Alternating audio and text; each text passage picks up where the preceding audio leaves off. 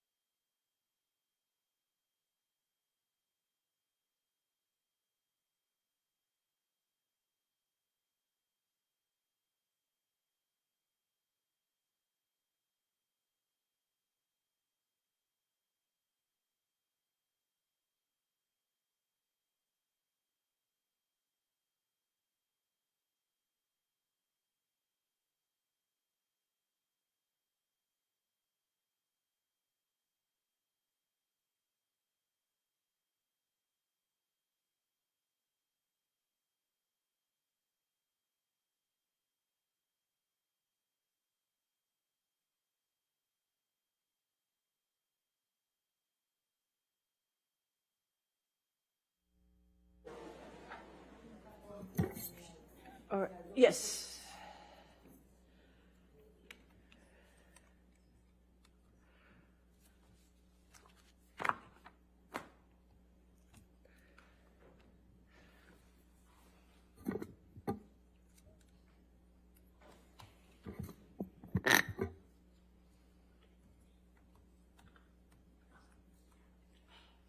All right, we ready for the jury? Okay.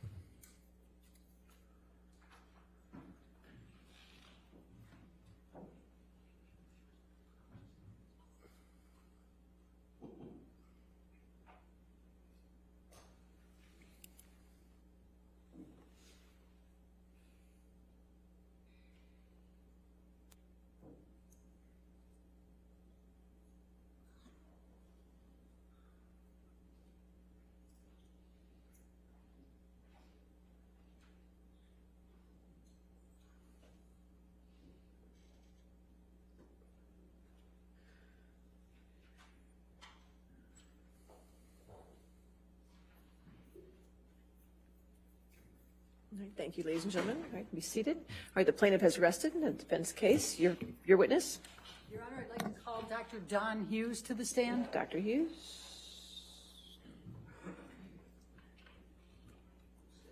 Do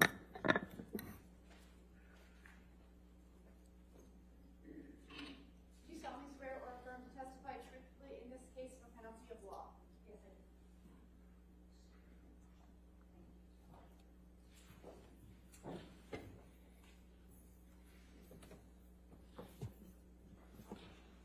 Good afternoon, Your Honor. Good afternoon. Good afternoon.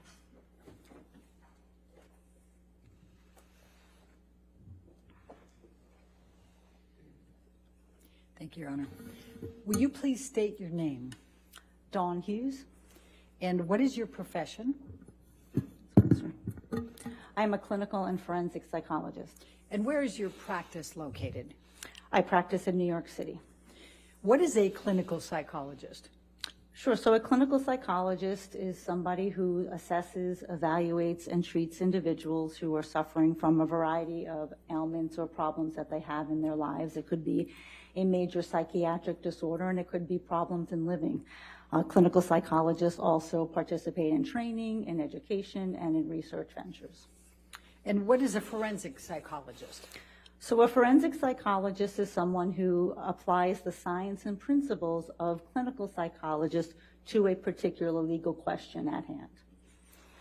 And please describe your background in terms of your education, please, for us. So I received my bachelor degree in psychology from Hamilton College, which is in upstate New York. I then received my master's degree and my PhD from Nova Southeastern University, which is in Florida. I then had to complete my year-long internship, and that was at Yale University in the School of Medicine in the Department of Psychiatry. And there I did 2 full-year rotations. I did a year rotation in the Substance Abuse Treatment Unit and another year rotation in the West Haven Mental Health Clinic, where we saw individuals suffering from a wide array of difficulties and psychiatric illnesses. After that, I had to complete my postdoctoral fellowship, which is another year that's required in order to get licensed. And that was back in New York at Cornell Medical College in the Anxiety and Traumatic Stress program there. Please describe your training and experience in psychology and trauma.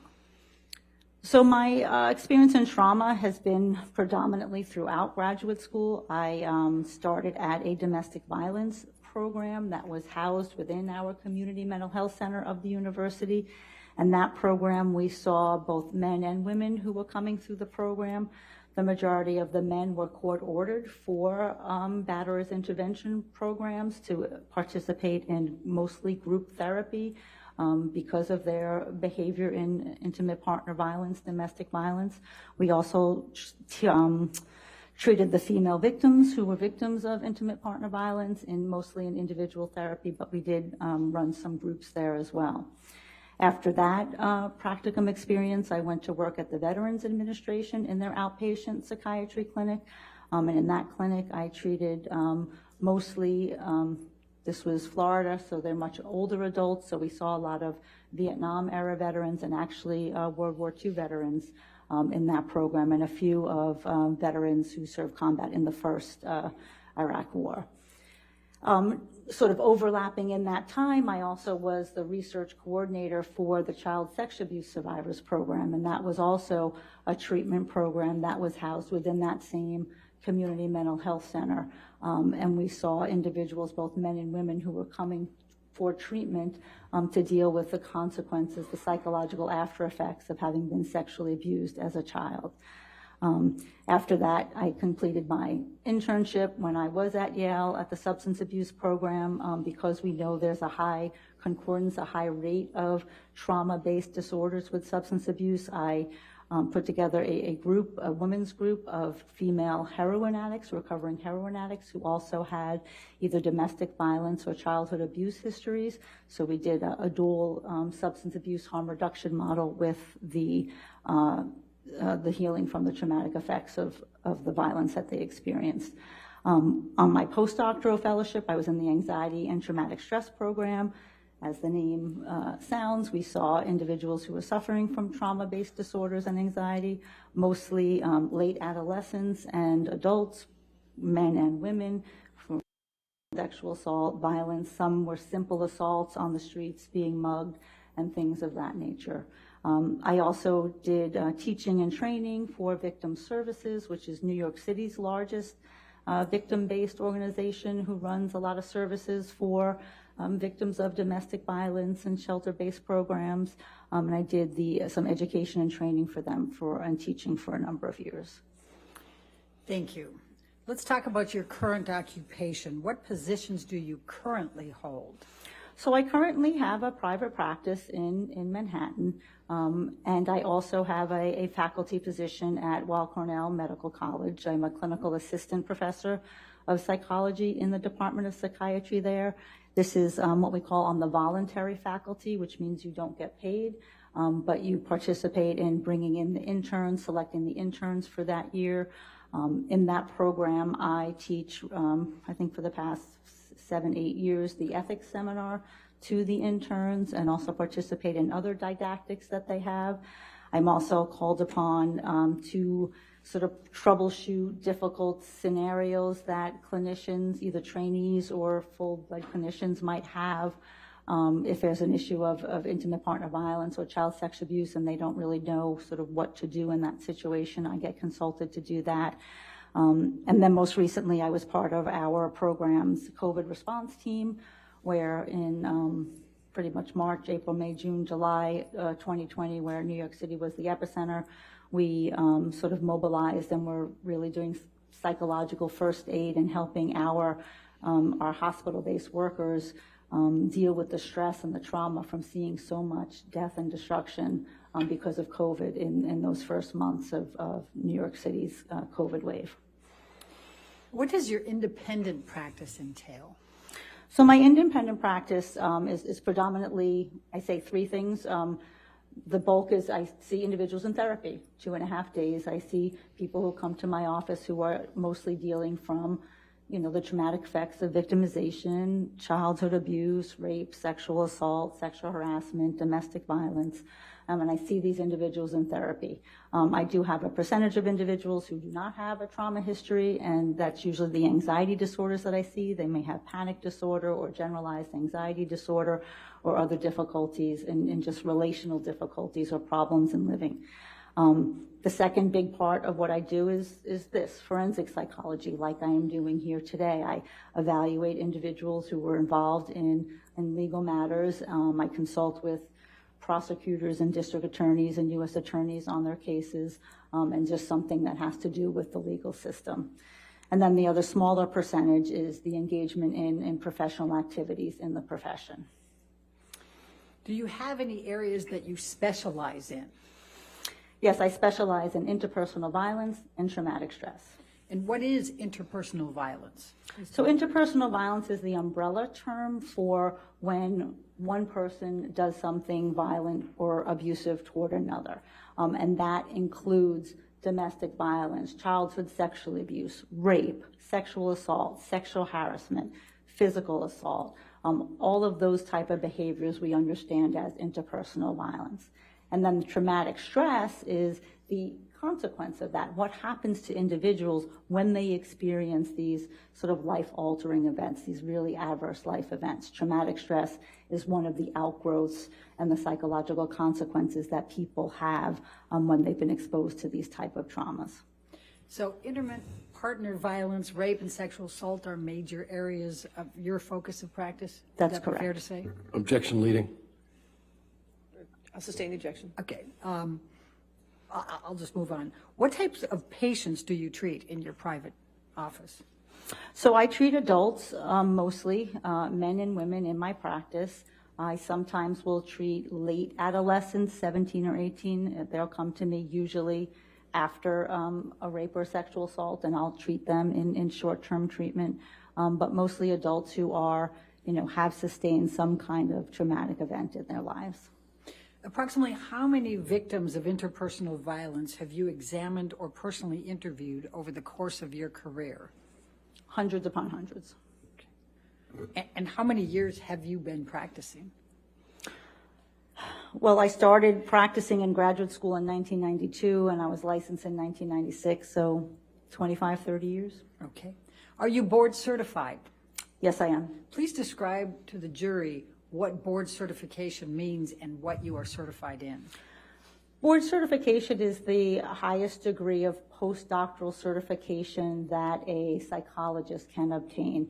And I am board certified in forensic psychology, and that means that I have just amassed a competency in the area of forensic psychology. And are you licensed to practice psychology? Yes, I am. And in how many states are you licensed? I'm licensed in 3 states, in New York, North Carolina, and Connecticut, and then I have some temporary licenses in other states as well. Okay. Have you published in the area of your specialization? I have. I am not predominantly a researcher or somebody who writes. I'm a clinician. I'm doing direct clinical service, but over the course of my graduate school and postdoctoral time, I have published some things, yes. And have you published a book chapter relating to rape and sexual assault? Objection leading. Overruled.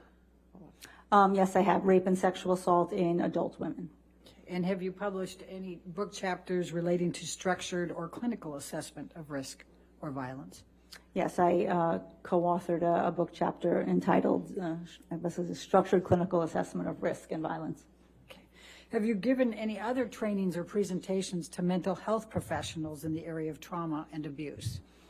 Yes, I've given many trainings at national conferences, at legal conferences for attorneys, for mental health professionals, on understanding trauma and how trauma may show up in the courtroom, on understanding what a victim of intimate partner violence might look like, of understanding the difficulties that a rape victim might have to come into court to testify. And training just regular sort of mental health professionals on how to understand trauma, how to look for trauma, what does it look like when it comes into your office, how do you treat it, how do you assess it, all of those factors I've done a number of trainings on. Have you been invited on any occasions to train attorneys and judges on trauma and violence? Yes, I have. I was invited by the Judicial Conference to be part of the training curriculum to train our New York State Supreme Court justices on issues of intimate partner violence and traumatic stress. Some of the things that I've just been talking to you here about how to understand what happens in those situations, how to understand the myths and misconceptions that may abound in these situations, and how you can sort of more accurately understand what a victim is talking to you about and telling you when they come into your courtroom. Have you given any presentations to judicial symposiums on domestic violence? Yes, I've also been contacted by, sometimes judges will have symposiums in their courtroom. They will make a decision to hold a particular symposium on particular topics, and I was asked to come to presentations for judges on numerous occasions. And what, if any, presentations did you do on understanding women's use of force in IPV? That was a recent presentation. I think that was invited by one of the judges of the Office on Domestic Violence in New York. And the title is When Women Use Force in Situations of Intimate Partner Violence.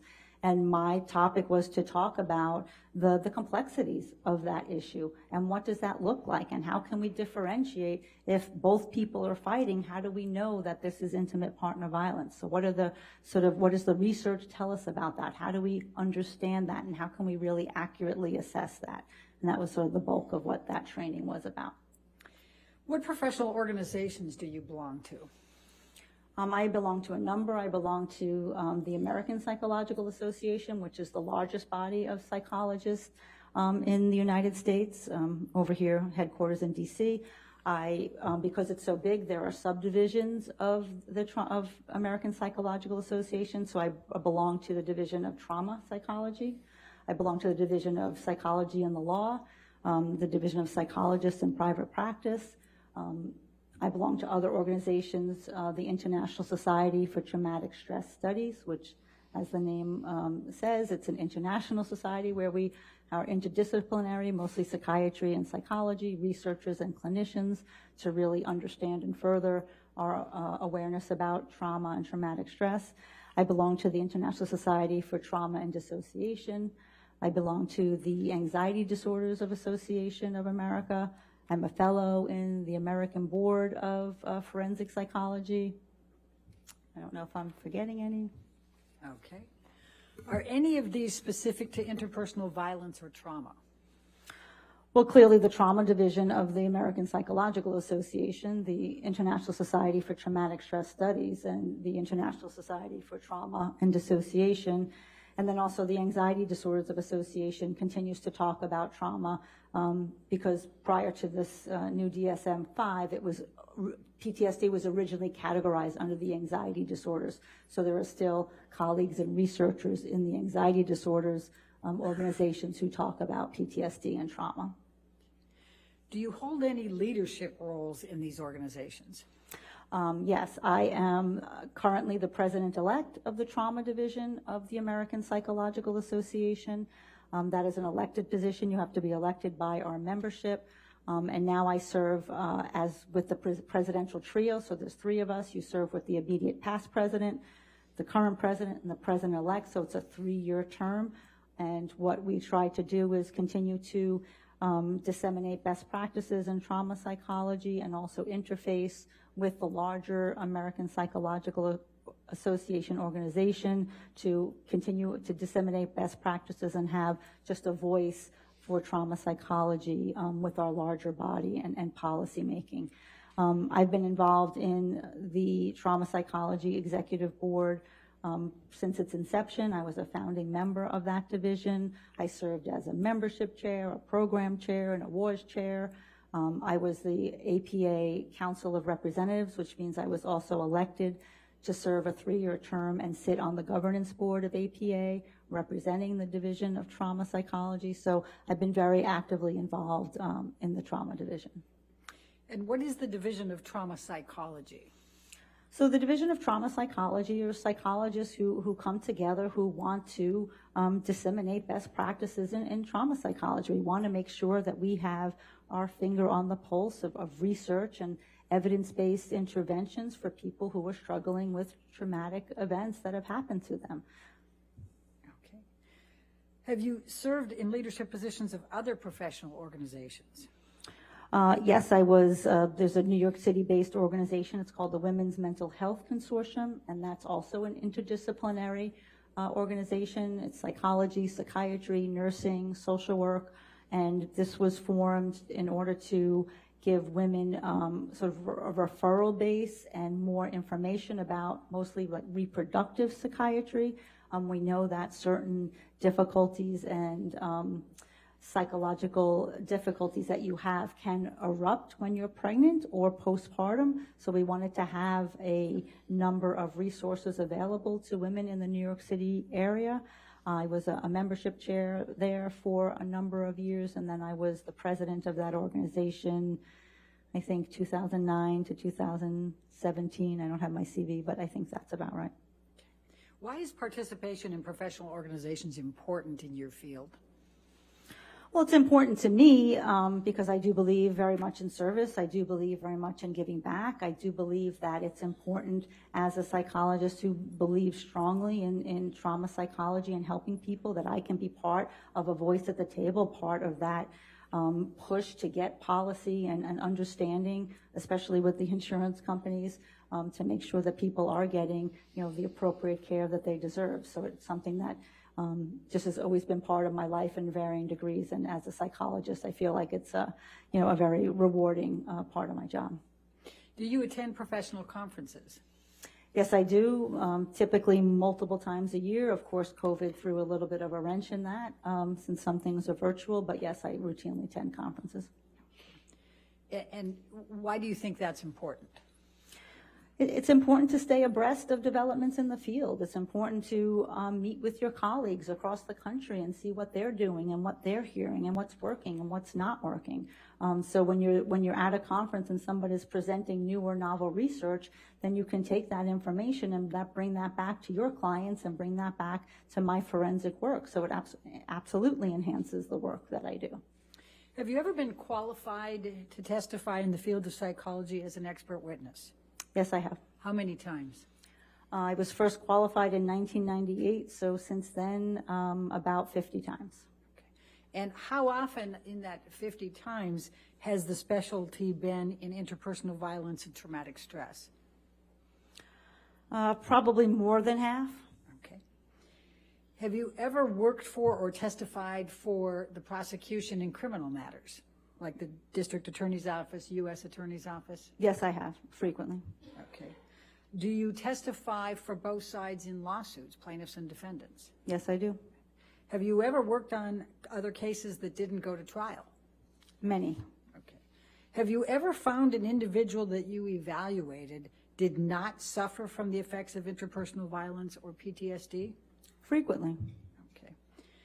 Have you ever not been qualified in court where you have been proffered to qualify as an expert in the court? No. Okay. Your Honor, I would at this time move to qualify Dr. Hughes as an expert in forensic psychology with a specialization in interpersonal violence and traumatic stress. All right, any objection? No objection to qualifying her as an expert in forensic psychology. All right. More specifically, forensic psychology with a specialization in interpersonal violence and traumatic stress. Any objection? No. All right, so moved. Thank you, Your Honor. Dr. Hughes, please tell the jury what domestic violence, intimate partner violence means.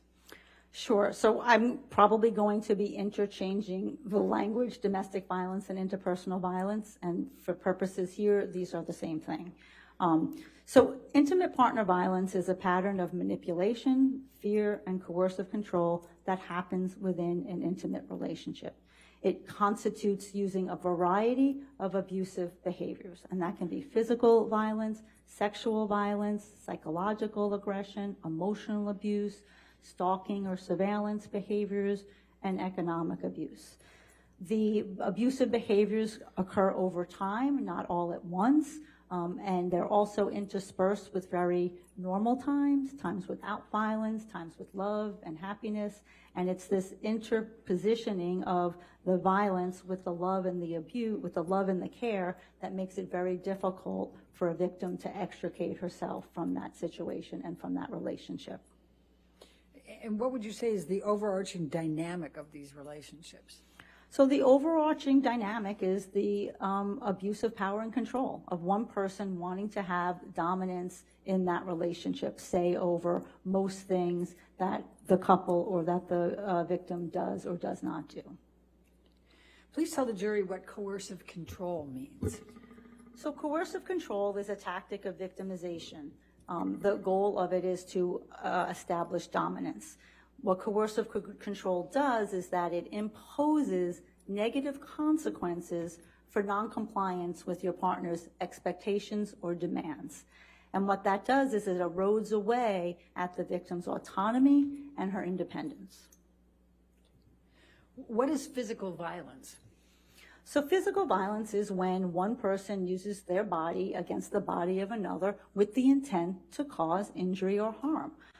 That can be push, shove, slap, kick, punch, beat up, meaning multiple types of physicality in one instance, throw, slam into a wall, push into something hard that you could hurt yourself. Clearly, use of a weapon would be a physically violent act as well. Does size and strength matter between the parties? Yes, very much so. This is very well documented in the literature about violence and abuse in relationships, and that's just physics. That's just proportional force. That if a 185-pound man is going to push a 120-pound woman, that's going to feel quite different than a 120-pound woman pushing a 185-pound pound man. And it's just about proportional force and the size and strength differential. And that is why specifically, if you look at wrestling or boxing, they match weight classes. And they do that for a reason, because they know that it's not fair if somebody is bigger and stronger than the other. So it's certainly not the only factor, but it is a factor that one has to consider if a relationship is violent. What is psychological aggression? So psychological aggression is threats and the imposition of threats with the intent to control someone's behavior. So it's doing a threat so that you will modify your behavior and do what your partner wants. Some psychological aggression techniques are intimidation, slamming your hand on a table, punching a wall, throwing something, mumbling under your mouth, cursing, screaming, sort of these high emotional balance type of activities that can cause a victim to feel afraid and feel intimidated. And then if there has been an act of physical violence where that contingency has already been established, that this person, your partner, has said, okay, I not only have the ability to use violence against you, I also have the willingness to do it, the intimidating tactics take on greater flavor. They take on greater salience. They mean more because you know what could be coming down the pike. What is emotional abuse? So emotional abuse functions to denigrate a person's sense of self-worth and their self-perception. It's about name-calling, being very mean-spirited, putting yourself down, using gender-based language that's offensive, racial slurs, all types of behaviors to really make a person feel less than they actually should. And what is sexual abuse? So sexual abuse in an intimate relationship functions to establish dominance and establish power. What it is simply in the psychological and psychiatric communities is forcing someone to do something sexual against your will when you did not want to. It can be forced sex, either forced vaginal, oral, anal sex. It can be forced to engage in any other type of sexual act that you may not want to do. And when I say forced, it doesn't mean it has to have physical force. There's a lot of psychologically coercive tactics that are used that many times when violence has already been established in the relationship, the victim often feels that she can't say no for fear of reprisal, for fear of retaliation, for saying no to those acts. So sexual abuse, does happen in intimate partner relationships. A lot of people don't want to talk about it, and they don't want to ask about it because it makes people very uncomfortable. Is digital penetration of the vagina sexual abuse? Action leading. What, if any, role does digital penetration of the vagina play in sexual abuse? If it is non-consensual, then it is abusive. What, if any, penetration of inanimate objects into the vagina plays a role in sexual abuse? Again, the operative word is consensual. If you are not consenting to those acts, then it is sexually abusive. Okay. Is there a distinction between sexual violence and sexual abuse? Not really. Sexual violence is a term of art. It is the overarching umbrella that we in the psychological and psychiatric communities talk about. So if we are looking at our diagnostic and statistical manual and say what are the traumas that could cause PTSD, it's listed as sexual violence. So it's an umbrella term that allows us to understand it could be childhood sexual abuse, it could be a rape, a sexual assault, it can be sexual abuse in an intimate relationship. So it's really just an overarching term that we use in the field. What are I'm sorry. So it doesn't mean, I think people often mistake it to mean that when you are being sexually abused, that someone's punching you or someone's hitting you or someone's doing something like that because you hear the violence. It does not mean that. That could happen, but that term does not require that, nor does it mean that. What are stalking or surveillance behaviors? So stalking and surveillance behaviors are a common tactic of typically men who use violent behaviors in an intimate relationship. What they do is they allow the woman to know that wherever she is, wherever she goes, he's going to know. I'm going to maybe look at your phone, see who you're talking to, track you on Find My iPhone, look at your Instagram, look at your emails, really having a way of knowing all of the personal information about you. And what that does, it again erodes the victim's autonomy and it erodes her sense of privacy. She doesn't feel that wherever she can go, that somewhere he's not going to be part of her life in a very objectionable way. Sometimes there's the pop-ins. They'll show up at places that they're not supposed to be and that we don't want them to be, just as a way of checking. Sometimes they'll have friends or family check up on their partners to make sure where they are. What time did you get home? But you didn't turn off your phone at this time, but you came in the door this time. Like all of this sort of constant questioning and interrogation about an individual's whereabouts.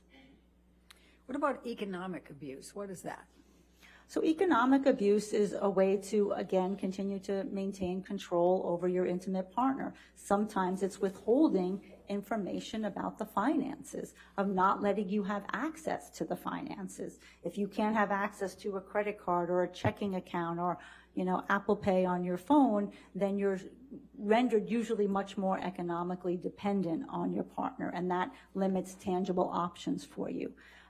For individuals where that sort of tangible options isn't there, we see the economic abuse or the economic restriction when one partner refuses to share any information about the funds. So it's not like I can't go shopping because I won't have money, but I don't have any decision making in our family money. I don't have any idea of what we're doing in our family vis-a-vis our finances. So it's a way of definitely keeping that very separate and not in a consensual. Some couples make that choice. One person does all the money, that's fine. But when it doesn't come from a place of consensual choice making, it can be abusive. So you just described a number of these abusive behaviors.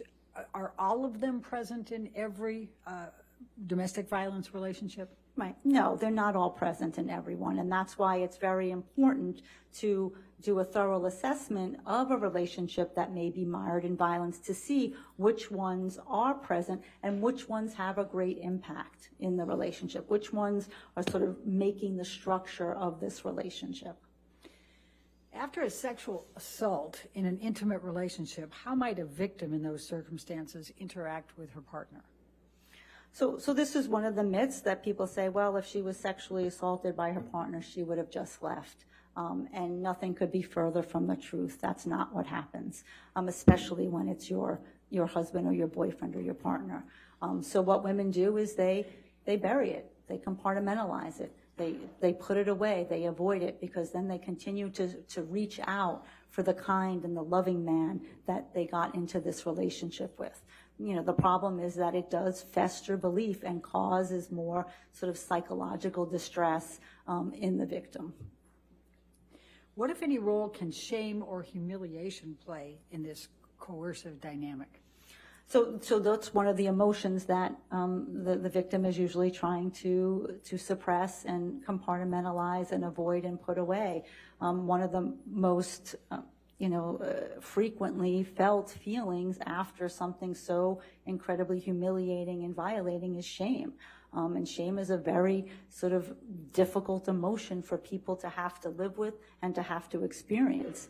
And then a lot of times what we see in these relationships, especially ones where sexual assault is perpetrated, there's typically the emotional abuse as well. So now if you're called names like a whore and a slut and easy and fat, and you're feeling the shame from the sexual assault that just happened, it sort of acts as a compounding effect, and it sort of kind of slowly deteriorates the psychological functioning of the victim, and where they're just really trying to get back to the good guy, get the good guy to come back, but they're suffering these symptoms underneath. What about intimidation? What role does intimidation play in the coercive control dynamic? And intimidation is one of the huge factors that we see in coercive control. Again, the goal is to get your partner to do what you want them to do. And if you've established that you can use violence and other sexual violence and physical violence, slamming your hand on a table, throwing a glass, breaking a door, throwing anything, causing a fit, yelling and screaming, that can rise the fear level in a victim that she may modify her behavior quicker, and he might not need to use physical violence. because he's already established that that fear is there. What, if any, role could writing obscene messages play in being considered intimidating behavior? That would- Objection leading. I said, what, if any, Your Honor? Overruled.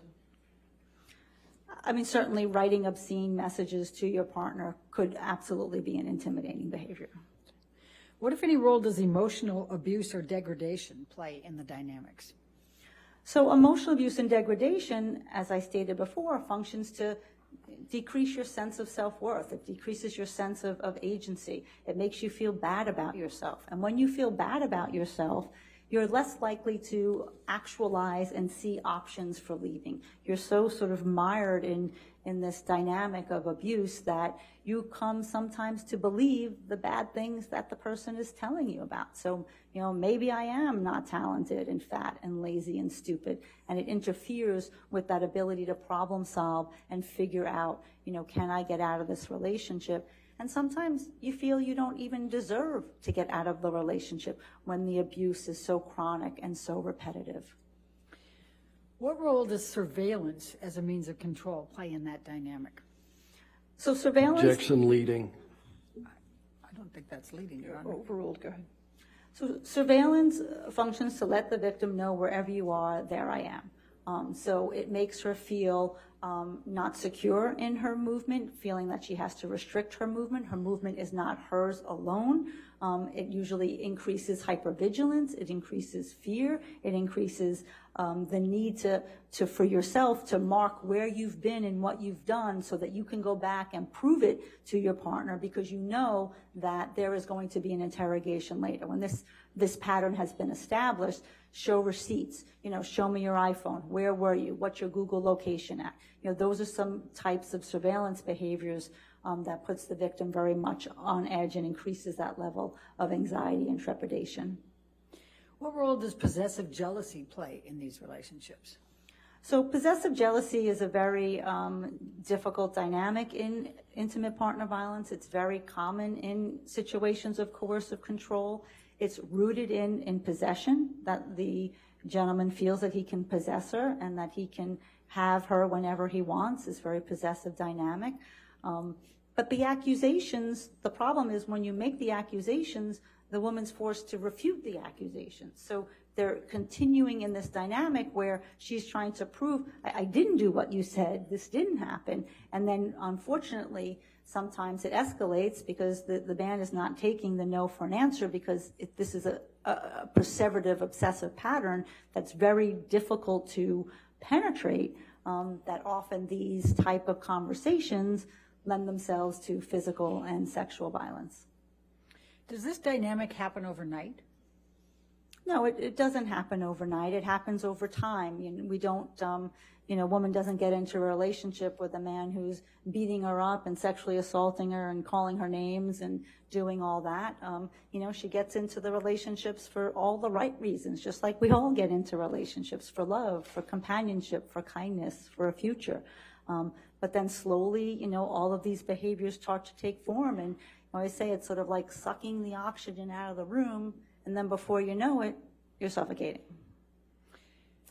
So, and that brings me to my next question. What role do physical abuse and coercive tactics play interspersed with normalcy and positive moments? Objection compound. I'll sustain the objection. Okay. I'll figure this out some way.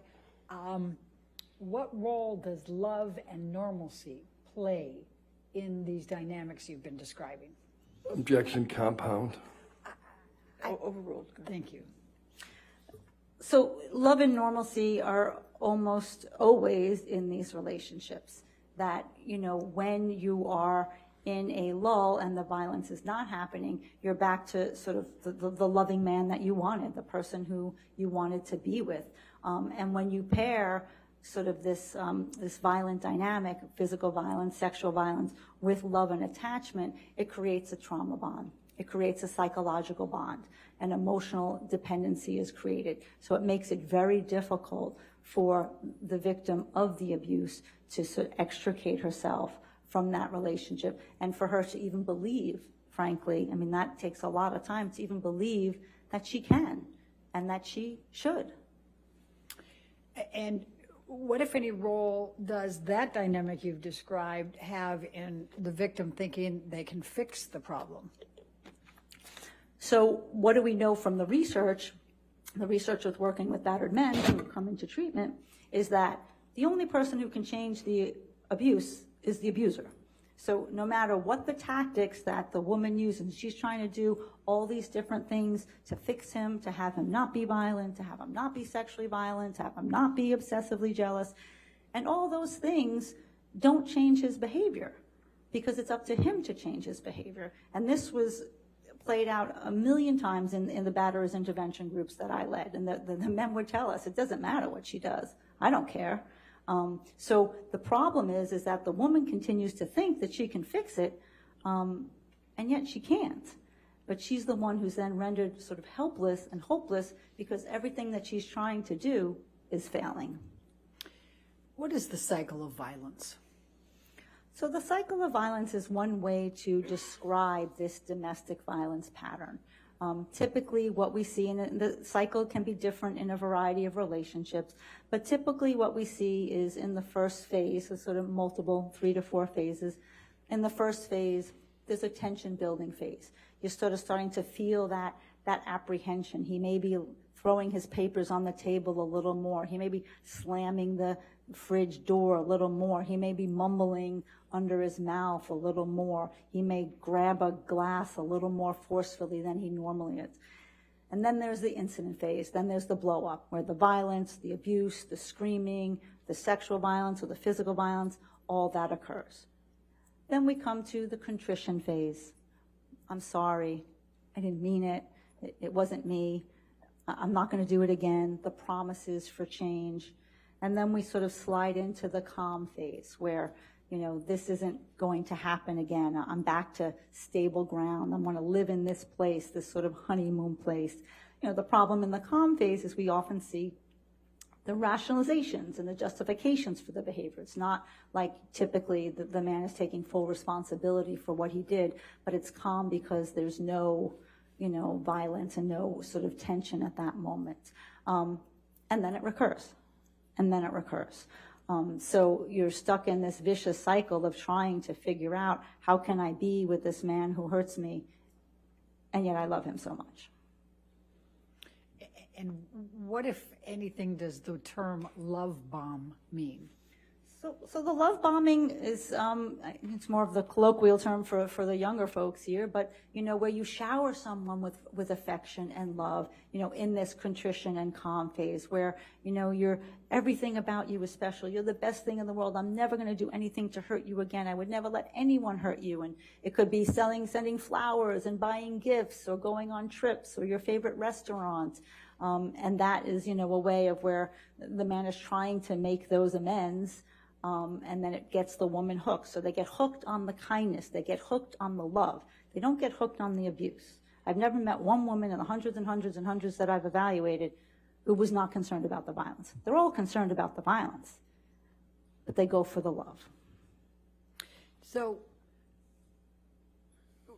in your experience with these dynamics that you've described, does the victim ever yell at her partner? Absolutely. Why? We know from the research that women use verbal and physical acts of aggression in these relationships. That's not uncommon. This has been researched for 5 decades. And a woman may yell at her partner because she's angry. And anger is a very normal emotion to having been abused. She can also be afraid, but they don't have to be mutually exclusive. We can absolutely, as human beings, feel 2 or 3 or 4 different emotions at once. You know, people do often say to me, oh, she would never yell at him if she knew he was going to hit her. And that's not true. That's just patently not true. That's not supported in the research, and that's not supported in my clinical practice. You know, the problem is there's a classic double bind. And the violence has been so normalized in the relationship now. She gets hit if she does yell. She gets hit if she doesn't yell. So for women who feel at certain moments that they need to preserve some sense of their autonomy and their independence and stand up for themselves, they will yell and they will fight back, even though the risk of violence is there. So it doesn't mean that she's not afraid and that she's not concerned about the violence. And it doesn't mean she doesn't also use placating and compliance strategies most of the time as well. Does in the cases that you have and in your experience, does the abuse typically take place in front of others? No, I mean, this is classically what we talk about behind closed doors. Most of the intimate partner violence, the domestic violence, happens, in the privacy of your own home. So sometimes we see the remnants of it, the after effects, or victims talk to their friends or family about it, but very rarely are you seeing it happen, the actual blow-up phase happen in the middle of witnesses and other people. What does the term bystander effect mean? So bystander effect means what happens when people are aware that domestic violence is happening? What happens when they're aware, even if they're not seeing it, that it could be happening? And what happens is we know that it's very difficult for people to stand up and say something. It's very difficult, especially in situations where there's a larger community of folks and the person who perhaps is perpetrating the abuse is the leader of that community. It becomes very difficult to go up against that, to go up against the head honcho of the community. People are very fearful of losing their jobs. I've seen this time and time again in the cases that I've worked on, either the Boy Scout cases or the clergy abuse cases, all of those type of cases where the USA Gymnastics, where when we go back and we look, we see people knew. But the secretary doesn't want to lose her job. She has kids to feed. The guy who, checks you in, he doesn't want to lose his job because he has a mortgage to pay. So people are quiet and they don't say anything. And then other people are very, it's a very worrisome dynamic. They don't want to put their foot out there if they're wrong, and maybe I didn't see it right, or I don't really know what happened. I certainly am not going to jeopardize my job if I don't really know what happened behind closed doors, even if I see a trashed room or a bruise. And then people still believe it's a family matter. It's between Amber and Johnny. Let them figure it out. I'm not going to get in the middle. So those are dynamics that happen. What's the objection? Motion to strike. What's the objection? We identified 2 names in the answer. Overruled. Next. Thank you. Question. Did you finish your answer? Yes, I believe so. Okay. What about mutual abuse? What is that? What role does that play?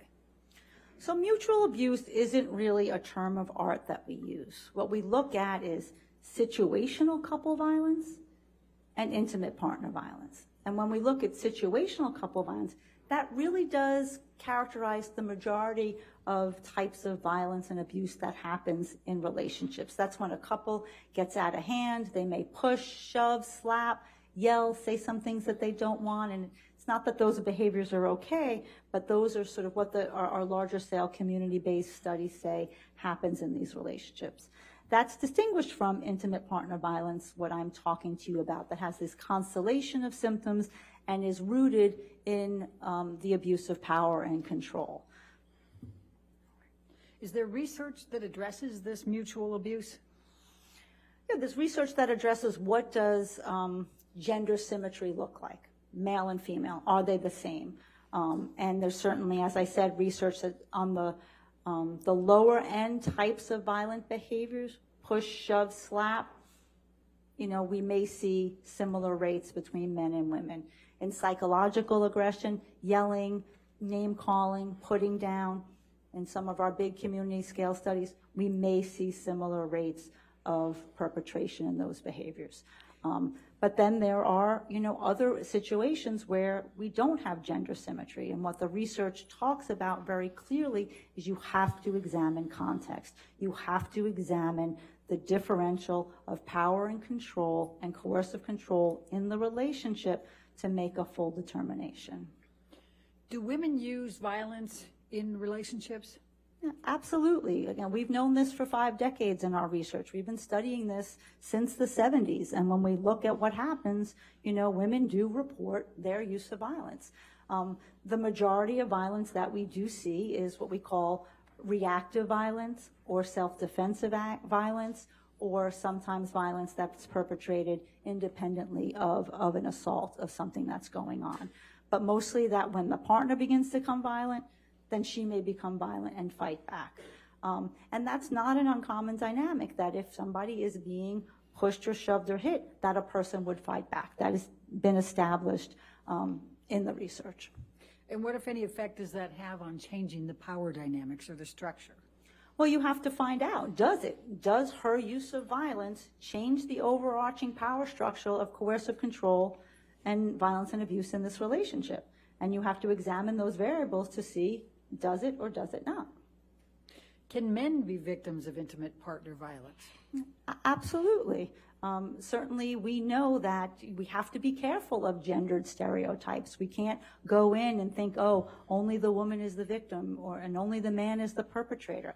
That just does not comport with the research. We know that the research also shows that we can have domestic violence in same-sex relationships. My very first case was a same-sex domestic violence homicide in Brooklyn. That was in 1998. So I've been examining and treating individuals in a variety of types of violent contexts. So we have to be careful that that bias doesn't get in our way when we're evaluating a particular situation in a particular case. That said, we do know that there still are differences. In a heterosexual couple, in a male-female dyad, the research still is clear that there are differences. Men still perpetrate more severe acts of violence. Women are still more likely to be injured. They are much more likely to suffer sexual violence at the hands of their partner. They're more likely to be intimidated, afraid, and they're much more likely to be killed. So we know that those differences exist, but we do examine, in those individual circumstances, knowing that either one could be a perpetrator or a victim. So how are you able to determine whether a relationship is a situational violence or intimate partner violence? So I thoroughly examine all of those other variables. I look for the coercive control, who holds the power in the situation, who's able to say no, who makes the decisions, what are the consequences if you don't follow the decisions of your partner, is there sexual violence, is there intimidation and fear? Are there statistical factors that are associated with severe and lethal domestic violence? So there's a lot of data that we have in the field that we can use to assess a particular relationship and really find out what's going on. Does alcohol and substance use cause people to be violent? No, it certainly doesn't cause people to be violent. We have plenty of people who can be, struggling with substance abuse and addiction, and they're not violent. But when you have a substance abuse and addiction and you perpetrate domestic violence, it does create a much more disastrous effect. It is a co-occurring variable, and we know that also from the research that the majority of the women will report that when their partner is drinking, the physical violence goes up.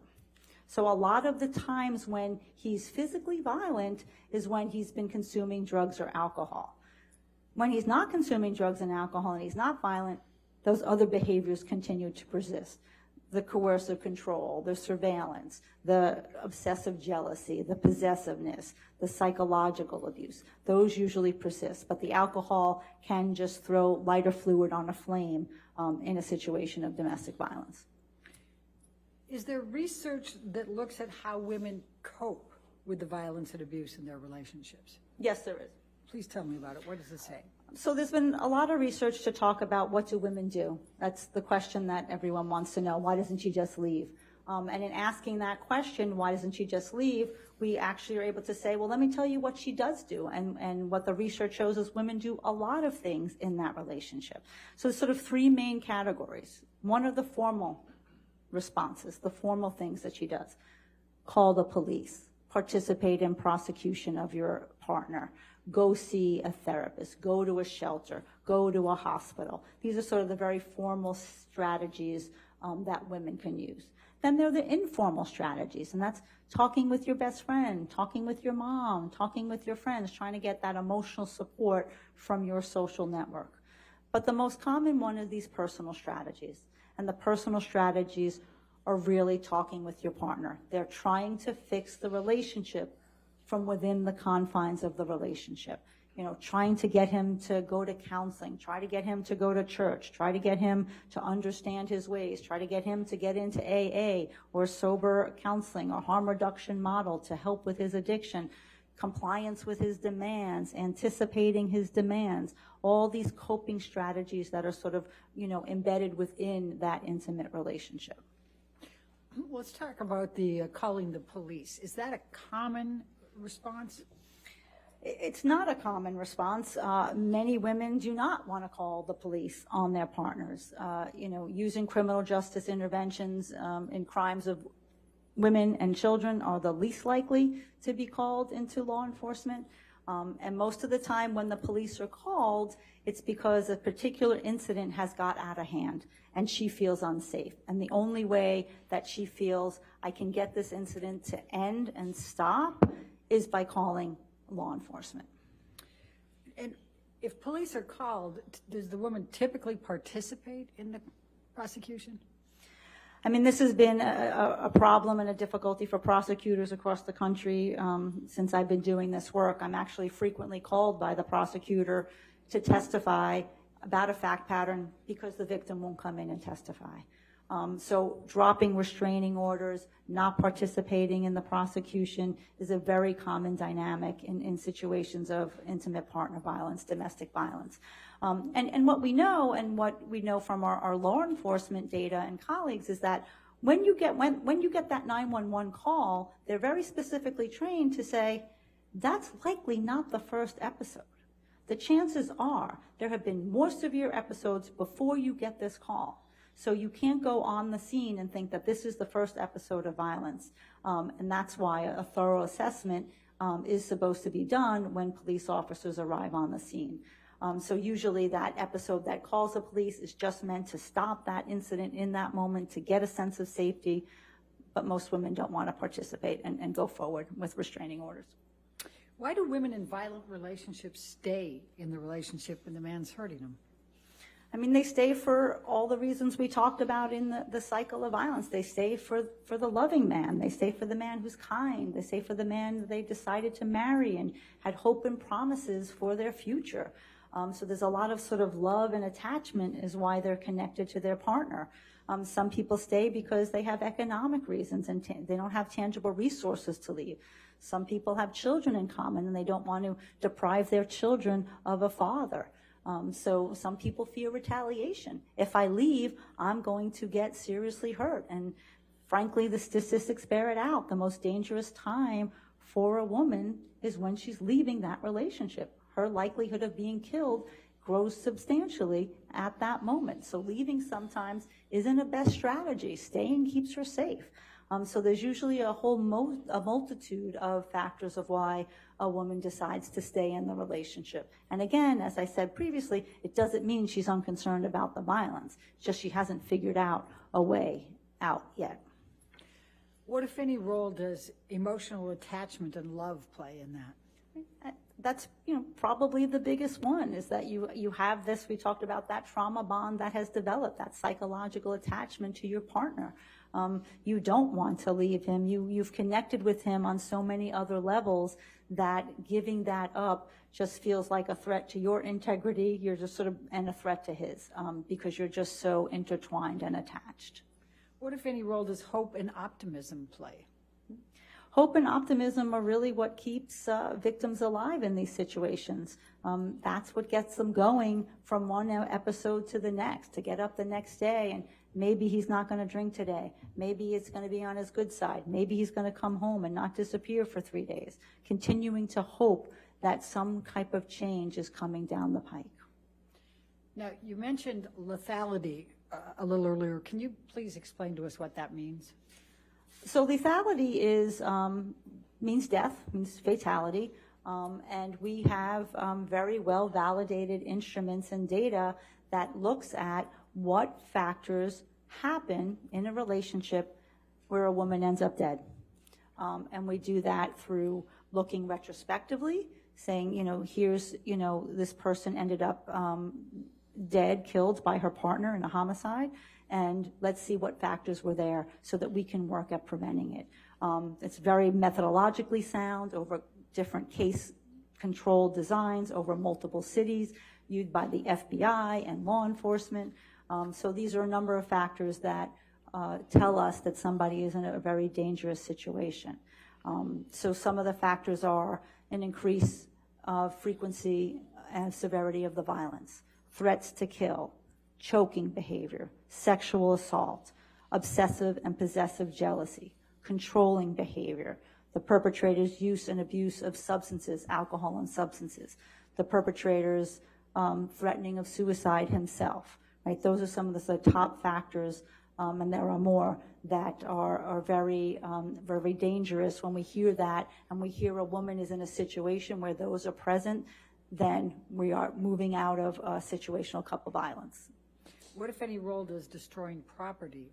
And destroying property, destruction of property, personal property is also one of the risk factors for danger and fatality.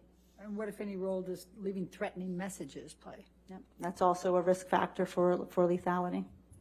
What are the psychological and traumatic effects that such interpersonal violence has on victims? Objection compound. Psychological and traumatic effects are kind of interchangeable. I'll sustain the objection. What are the psychological effects that such interpersonal violence has on victims? So these have also been well researched, and they are wide and varied. We see depression and depressive disorders, sometimes with suicidality. We see anxiety and anxiety disorders, a lot of stress. We see post-traumatic stress disorder. We see substance abuse and substance abuse disorders. We see trust difficulties and difficulties in interpersonal relationships. As a result, we see a lot of shame and humiliation. We see anger and rage, a whole sleep disruption, a whole host of difficult psychological consequences having sustained a relationship of intimate partner violence. What, if any, role does low self-esteem play? Well, low self-esteem is a very common after effect, and that, when you're embedded in the relationship, it also makes it just very difficult for you to climb your way out. What is emotional dysregulation? Emotional dysregulation, so it's a DYS, dysregulation, is when you sort of don't feel that you have control of your emotions. You feel like you're fluctuating, from one to the one to the next. It's not the same as a bipolar disorder. It, can happen in short moments that, it's really because your central nervous system is so out of haywire from being exposed to so many traumatic events that you may feel things deeply and with a short trigger in a very quick time. In your experience, is there a particular way victims of intimate partner violence remember the violence they endured? Well, memory for traumatic events is something that has been well researched. Sometimes people have what we call dissociative amnesia, where because of the physical or psychic pain of what they're going through, a portion of the memory either gets blocked or can't get retrieved. Whether it's stored or retrieval, we're not really sure. But most of the times, the memory is really about when you have multiple repeated events of the same type of thing. So if you are abused multiple times and the abuse is very similar, it's very common for the victim to lose discrete details of a particular incident. They may not retain the memory for the complete incident, and that might not be to dissociative amnesia. That just might mean to forgetting because you have so many chronic events that have happened to you. Are there common myths or misperceptions about domestic violence? There are. I hope I've dispelled some of them here already, but I mean, the myths, certainly are that women are meek, are passive, are, just sitting there and letting the abuse happen, that women don't fight back, that women don't yell back, that some old ones, that they like the violence, they're not concerned about the violence, that if it was really bad, she really would have left. If it was really bad, she really would have told the police. All of those myths and misconceptions that just don't comport with the research. Are there also myths about trauma survivors, how trauma survivors present? Yes, there are, and what we say is, how lay people think someone who suffered a traumatic event is supposed to act. So in the immediate aftermath of a trauma, people think, oh, they should be hysterical and abreacting and emotional all over the place. And that's typically not the first reaction of a trauma survivor. The first reaction is, suppression, emotional numbing, emotional constriction. How do I get through this? Women who are beaten, they get up the next morning, they get their kids dressed, they get them to school, they go to work, they do a presentation in their office, they go on with life. The most normal thing that a person does who's experienced trauma is to get up and try to be normal. They're striving for that all the time. So sometimes if you see somebody who is more emotionally constricted, looks maybe stoic, looks like they're not feeling, it doesn't mean that they're not having internal reactions. We say this in the field of clinical psychology all the time. The inside doesn't match the outside. What you're seeing on the outside may not match what's going on for the person inside, because they have to be so controlled, because the fear is that if I let out a little of this emotion, I'm not going to be able to put the floodgates back on. It's just going to be too overwhelming. And that's true for people who are involved in litigation, and also true for my private patients who are, even though they're coming to me for help, they try very, very cleverly to not want to feel the difficult emotions of the trauma that they experienced. And is it also possible that they can look very friendly and smile and laugh and things like that? Yeah, Action compound. Sustain. What, if any, please describe some of the ways that a victim can hide that, as you just testified to. we call that the appearance of normalcy, the appearance of competency, right? And it doesn't mean that they're not. It doesn't mean that they're not normal and that they're not competent, but it doesn't give you a bird's eye into their inner experience. And that's what we do in the rooms of therapy, where we really help people deal with that they keep to themselves. But yes, someone can be smiling and happy. It doesn't mean that they're not suffering inside. Is there a single profile that fits all women in domestic violence situations? No. Is there a single profile of a man who perpetrates intimate partner violence? No. Your Honor, I'm at a point of moving to a new topic area. I don't know what Your Honor wants to do, because I know we switched the lunch route. I'm perfectly happy to keep going, but if this was a good stopping point, we could make that for the break. All right, let's go ahead and take our afternoon break for 15 minutes, okay? Just do not discuss the case and do not do any outside research, okay? It's a little early.